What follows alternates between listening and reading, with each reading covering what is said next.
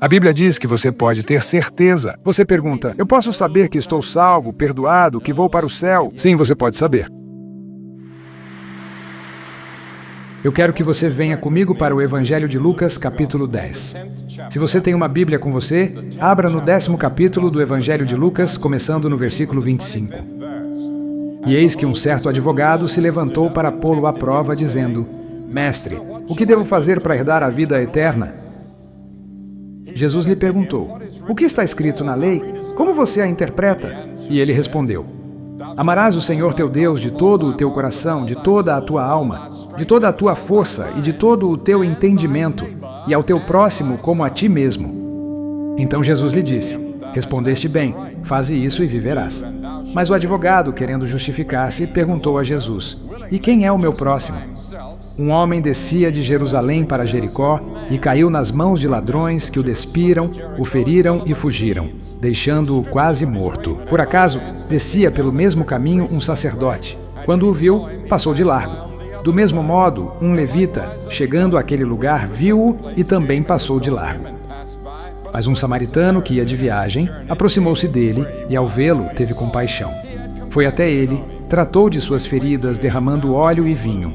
Depois colocou-o sobre o seu animal, levou-o a uma hospedaria e cuidou dele. No dia seguinte, ao partir, tirou 2 moedas de prata, deu ao hospedeiro e disse, cuide dele, e tudo o que você gastar a mais, eu lhe pagarei quando voltar. Qual desses 3 você acha que foi o próximo do homem que caiu nas mãos dos ladrões? O advogado respondeu, aquele que teve misericórdia dele. Então Jesus lhe disse, vá e faça o mesmo. Jesus contou essa pequena história em resposta às 2 perguntas feitas por esse advogado. Mestre, o que devo fazer para herdar a vida eterna? O primeiro erro do advogado foi pensar que há algo que se possa fazer para herdar a vida eterna. Você não pode herdar a vida eterna dos seus pais ou dos seus avós. Você pode dizer, nasci em um lar cristão, mas isso não faz de você um cristão. Ou dizer que nasceu em uma comunidade cristã, isso também não faz de você um cristão. Você pode nascer em uma garagem, mas isso não faz de você um automóvel. A segunda pergunta que ele fez foi a seguinte, quem é o meu próximo? Há 3 coisas envolvidas nessa pergunta. Primeiro, trata-se de uma questão social. Quem é o meu próximo? Meu próximo é a pessoa que está perto de mim. Meu namorado, minha namorada, meu colega de quarto, marido, esposa, mãe, pai, a pessoa ao meu lado, meu professor, meus amigos. Mas hoje precisamos ter uma visão mais ampla. Por causa da comunicação e da tecnologia modernas, o mundo inteiro se tornou nosso bairro e todos são nossos próximos. Vivemos em um planeta pequeno, com tecnologia nas mãos, que nos aproxima cada vez mais, tornando-nos um bairro sem, contudo, nos tornarmos uma irmandade. E esse é um dos grandes problemas do mundo hoje. Jesus disse, amarás o Senhor teu Deus de todo o teu coração, alma, força e mente, e ao teu próximo como a ti mesmo. Isso significa amar o povo da África, da antiga União Soviética, da China, da América Latina, da Europa. Amar todas essas pessoas. Você pode dizer, mas há pessoas que eu nem conheço. Ainda assim, devemos amá-las e orar por elas. Ore pelo mundo inteiro todos os dias. Essa história ensina muitas coisas e uma delas é sobre relacionamentos. Existem vários tipos de relacionamentos envolvidos em amar o próximo. O primeiro é a questão racial. Lembro-me do início da década de 1950, quando estávamos apenas começando. Drew Pearson, um famoso colunista deste país, escreveu-me uma carta.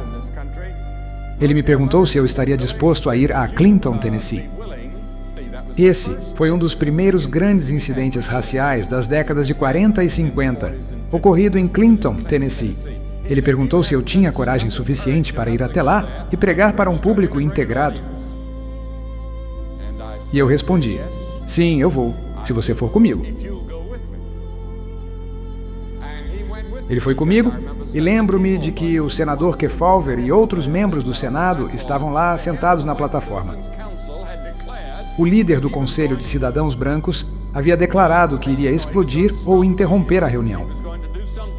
Mas a reunião aconteceu, o evangelho foi pregado, e uma das primeiras pessoas a ir à frente para receber a Cristo foi justamente o líder do Conselho de Cidadãos Brancos.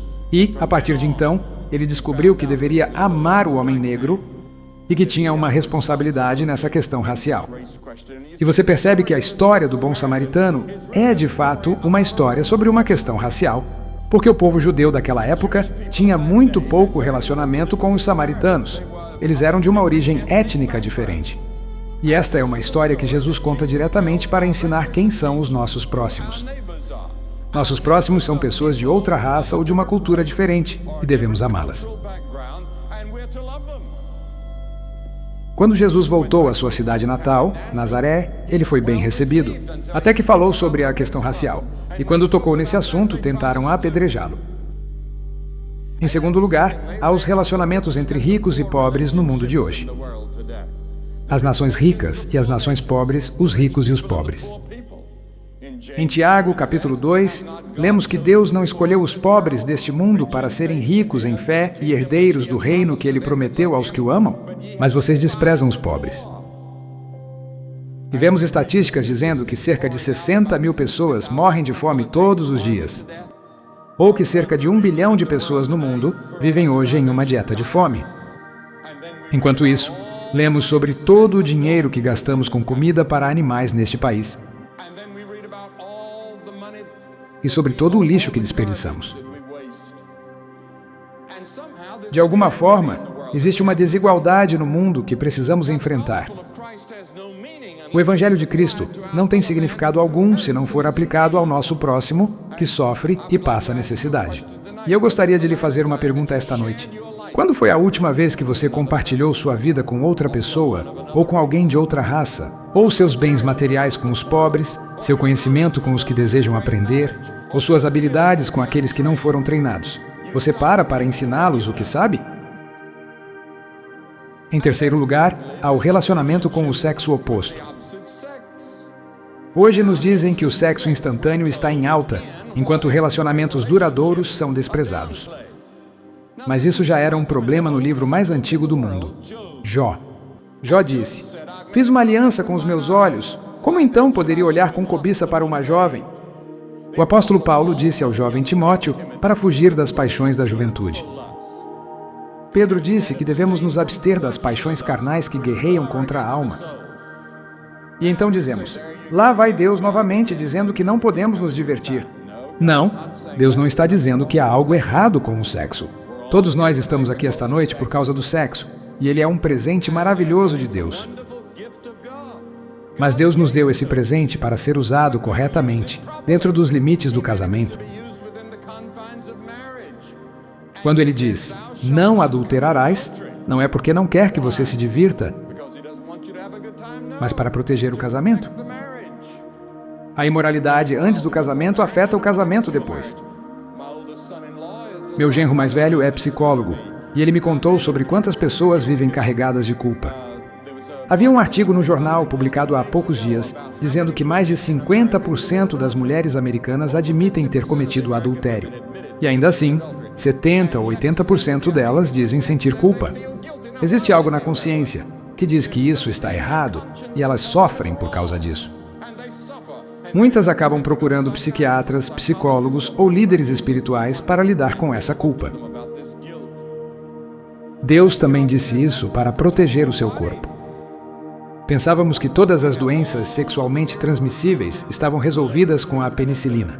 Então surgiu o herpes simples tipo 2, e muitos artigos começaram a ser publicados sobre isso. Ele se espalhou como uma praga violenta pela população, e parece não haver cura. Justamente quando parecia que a pílula, a educação sexual e os métodos contraceptivos nos davam uma nova liberdade, de repente surgiu essa doença sem cura conhecida. E, em terceiro lugar, Deus diz, não cometerás imoralidade para protegê-lo psicologicamente. Uma jovem de uma grande instituição oriental foi citada em uma revista dizendo: depois que tive uma experiência sexual, sempre me sinto culpada. Distúrbios emocionais profundos, insegurança e a sensação de não ser amada são consequências frequentes. Há muitos outros relacionamentos sobre os quais eu poderia falar quando pensamos em amar o próximo. relacionamentos em que tentamos proteger e ajudar nosso próximo. Poderia falar sobre o relacionamento entre pais e filhos. A Bíblia diz: honra teu pai e tua mãe. Mas muitos jovens têm dificuldade em perdoar seus pais e esquecem o peso e a agonia que eles carregam. E às vezes, os pais esquecem que também já foram jovens. Precisa haver uma ponte, e essa ponte pode ser Cristo. Porque Cristo pode ajudá-lo a perdoar, assim como Ele o perdoa dos seus pecados. Cristo pode ajudá-lo a perdoar seus pais e ajudar seus pais a perdoarem seus filhos e a amá-los, porque eles são os vizinhos mais próximos que você já teve. Eles se enquadram nisso quando Jesus disse: amarás o teu próximo como a ti mesmo. Agora, antes que meu tempo acabe, quero voltar a essa história. Alguns de vocês estão assistindo pela televisão e há um número aparecendo na tela. Você pode pegar o telefone, ligar e falar com um conselheiro. Em várias partes do país neste momento.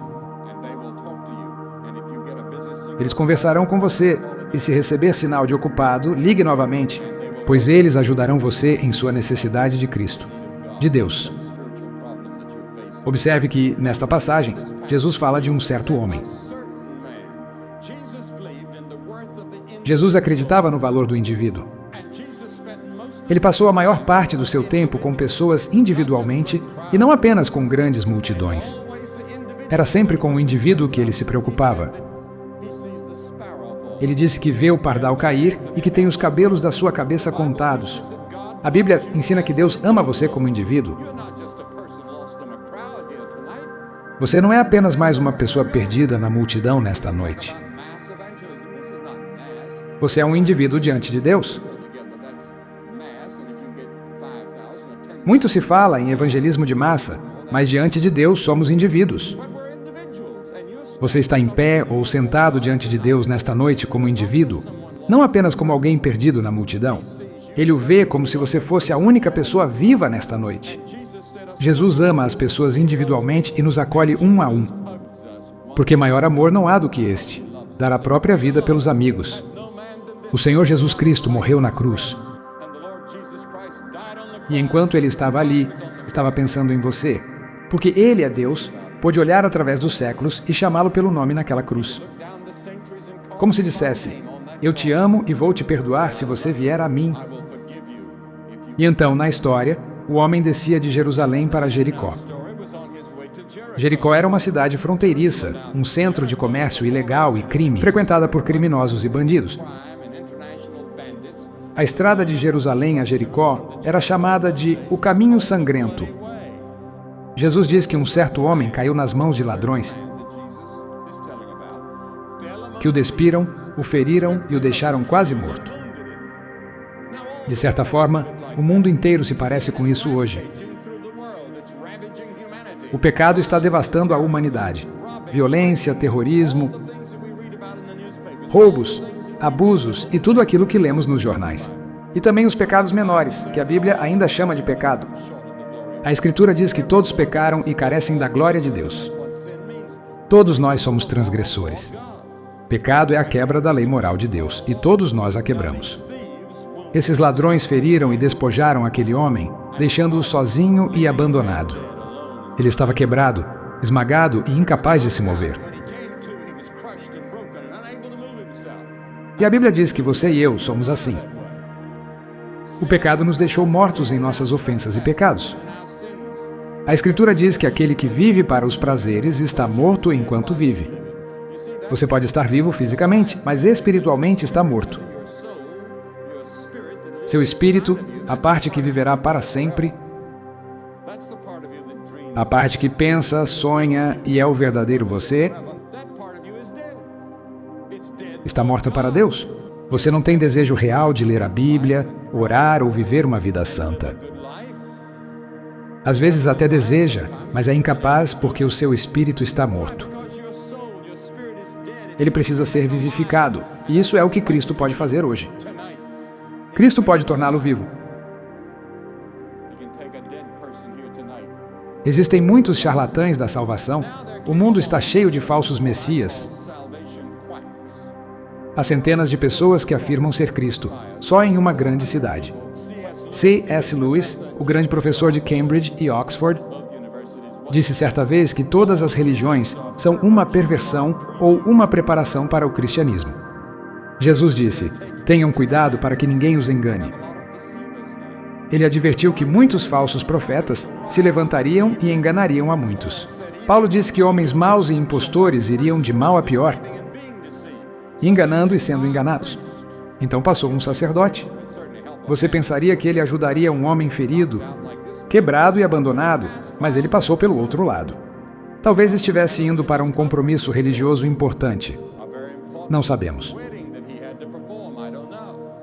Mas ele representava a religião em todas as suas formas. Paulo escreveu a Timóteo sobre aqueles que têm aparência de piedade,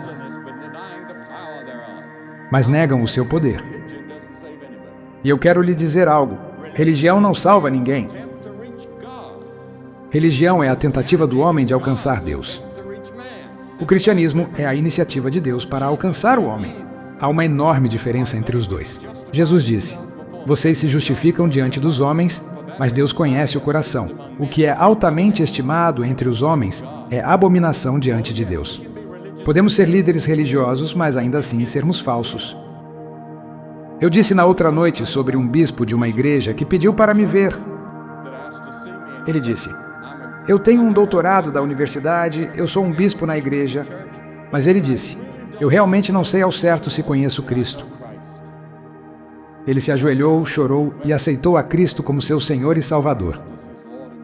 Pela primeira vez em sua vida, ele teve certeza e precisou se tornar como uma criança novamente. E há muitos de vocês assim que estão na igreja, até líderes, mas no fundo do coração não têm certeza de como estão diante de Cristo. Então a Bíblia diz que um levita veio, parou, olhou para o homem e passou para o outro lado. Esse levita representava a lei, os 10 mandamentos. As pessoas dizem que podem ser salvas fazendo o melhor que podem ou guardando a lei. Uma pesquisa recente em Nova Jersey mostrou que 92% das pessoas esperam ir para o céu, mas a maioria não tem certeza disso agora. A Bíblia diz que você pode ter certeza. Você pergunta: Billy, eu posso saber que estou salvo, perdoado, que vou para o céu? Sim, você pode saber. Paulo disse: eu sei em quem tenho crido e estou certo de que Ele é poderoso para guardar o que lhe entreguei. João disse: escrevi estas coisas a vocês que creem no nome do Filho de Deus, para que saibam que têm a vida eterna. Você pode ter essa certeza. É maravilhoso andar pela rua ou deitar-se à noite sabendo que todo pecado foi perdoado e que, se você morresse, iria para o céu. Não por obras de justiça que fizemos, mas segundo a sua misericórdia, Ele nos salvou. Eu vou para o céu por causa da misericórdia e da graça de Deus. Eu não mereço isso, mereço julgamento. Sou um pecador como você, mas me arrependi dos meus pecados, recebi Cristo como Salvador e confio na cruz de Cristo. O homem ferido foi deixado para morrer, e tanto o sacerdote quanto o levita não quiseram ajudá-lo. Então veio um homem de outra raça e de outra religião. Ele não tinha obrigação alguma, mas teve compaixão, pois era um samaritano. Um ex-primeiro-ministro disse recentemente que nunca houve um tempo com tanta escassez de amor como hoje. Li sobre uma mulher em Londres que morreu aos 102 anos. E nos últimos anos de sua vida, ela tinha escrito de noite em seu diário: ninguém ligou hoje. Ninguém me ama. Ela morreu sozinha. Este samaritano de outra raça, de outra religião, foi até lá e o ajudou. Ele não apenas o amou e o deixou. Jesus não apenas nos ama, mas Ele morreu na cruz. E Ele morreu por nós e por você. Deus, rico em misericórdia, por causa do grande amor com que nos amou. Jesus ensinou que o samaritano cuidou das feridas, derramando óleo e vinho. Deus não apenas nos converte e nos muda, mas permanece conosco. Ele nos guarda, nos conduz até o fim e cuida de nós. O samaritano foi com ele até o fim e o colocou sobre o seu animal. Pedro diz que somos guardados pelo poder de Deus. Esse samaritano tinha sua própria ambulância e o levou ao primeiro hospital da história. No dia seguinte, ele deu dinheiro ao estalajadeiro e disse: "Cuide dele, e o que gastar a mais eu pagarei quando voltar." Cantamos que, porque ele vive, podemos enfrentar o amanhã, aguardando a bendita esperança. Jesus Cristo, nosso grande Deus e Salvador. O cristianismo é boa notícia. Não apenas bons conselhos, mas boas notícias. Você pode ser perdoado. Que você pode ter uma nova vida e que você pode se comprometer com alguém, quem vai te amar e ir com você. Daqui esta noite, para ajudá-lo a mudar seu modo de vida, você tem um momento para decidir. Esta noite é o momento para muitos de vocês, pode nunca mais se repetir. A Escritura diz que quem é repreendido muitas vezes e resiste, será destruído de repente. Chega um momento em que você enfrenta Deus, a cruz, e precisa decidir. Você deve decidir. Eu peço que você venha à frente, simbolizando arrependimento e entrega a Cristo. Eu realmente me arrependo dos meus pecados e recebo a Cristo. Arrependimento significa mudar, dizer: Deus, eu pequei, me perdoa. Estou disposto a mudar minha maneira de viver se o Senhor me ajudar. Estou disposto a mudar. Você está disposto a dizer isso? Então, pela fé, coloque toda a sua confiança em Cristo e na cruz para a sua salvação. Esteja disposto a segui-lo, voltar para casa e ser um bom próximo. Você está disposto a dizer isso esta noite?